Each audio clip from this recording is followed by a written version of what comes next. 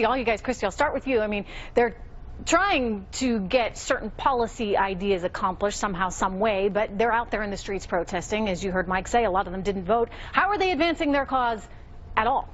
They're really not. They're, you know, getting some coverage, which maybe is getting people to hear what they have to say, but Sure. It's not an effective way for them to do what they would like to do. They're really hurting the people who want to go shopping, who are the people that are living in the neighborhoods with them. Those people want to go for Black Friday. They're not really hurting the businesses, and they don't really have their goals defined very well. They kind of are all over the place in what they actually want to achieve here. And so they, you know, they're protesting President-elect Donald Trump. They're protesting racism, you know, saying that cops are being racist and targeting minorities. So they're a little bit scattered, and then, as you know, we just heard, they're not out voting, so that's really when they have the right to get their points across. Yeah, they're making life difficult for anybody who wants to go and actually shop in Chicago, which, you know, if you think about it, Giano, you know, their economy is critical to their well-being. Sometimes they lose sight of perhaps the big picture in all of this. I mean, if people can't get in and out of the stores, ultimately that's not good for the community.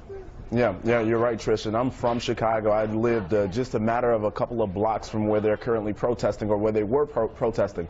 I want everybody to think about this number, because I believe this is a very powerful number. 47% is the representation of African Americans between the ages of 20 and 24 years old. Those folks are largely unemployed. So the folks that happen to be employed and may have a job downtown Chicago, those that are lucky enough to have that, they have to think about what these protests are doing in terms of these individuals' employment. In addition to that, I agree with the fact that this Black Lives Matter theme largely hasn't had real policies, prescriptions, and a way to get it done. I think that's problematic on many levels. And I think if they're going to do something like this, maybe they should say, hey, let's bring all folks to the table to talk about these very systemic issues in our community. Well, I think okay, so you're getting back to the sort of the root issue that all lives matter, not just Black Lives Matter. We should bring everyone into this equation to improve life for everyone.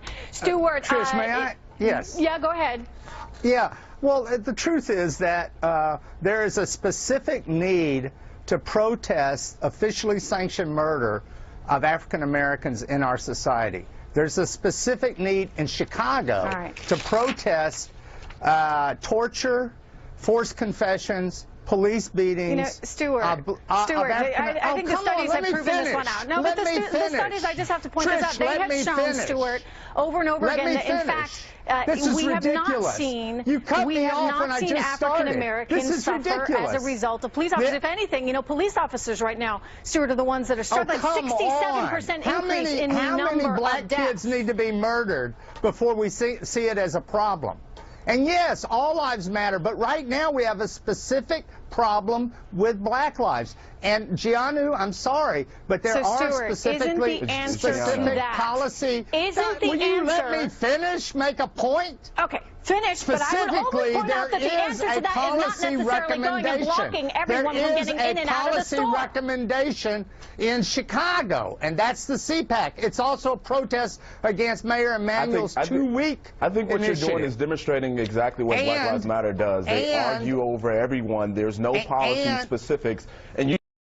In Chicago, there is a policy specific. To come on Fox News Gianna, channel. you're just wrong. For you to come on Fox News channel with that kind of rhetoric is very dangerous, and I think it resembles that of many folks that protest, like Occupy Wall Street. I'm pretty sure you were a part of that movement. They got nothing done. This demonstration has its roots in the picketing and the boycott of stores during the Civil Rights Movement in the early and mid-'60s. That's where this demonstration has its roots. And we're on national TV talking about it and talking about the murder of black kids.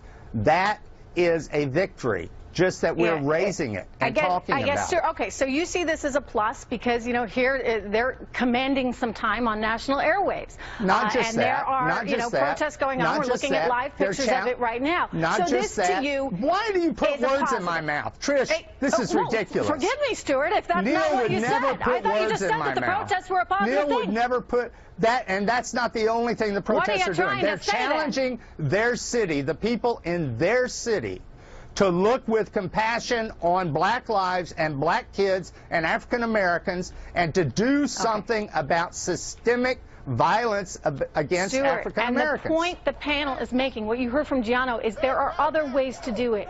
There are other ways in that you should get out and vote. You know, why are they taking to the streets to protest as opposed to going about it in a sensible way? That's very unfair. You all pick out one or two people who didn't vote and then say that's everybody. That's very unfair and not accurate at all. Stuart, I would ask that you join with me. Stuart, I would ask that you join with me as we come up with some policy solutions to target the criminal justice reform. So we need criminal justice reform, and I think I'd be happy to do that.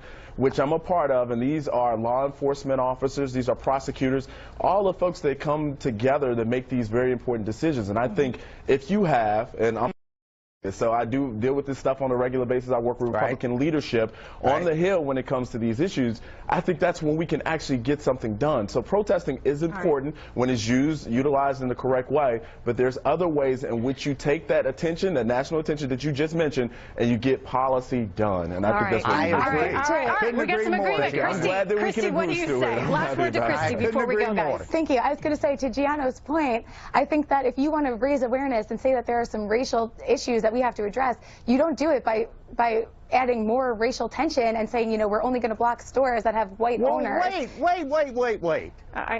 look at their Facebook, that's what it is. You can't say that. And if you want to look at the facts, Stuart, you have to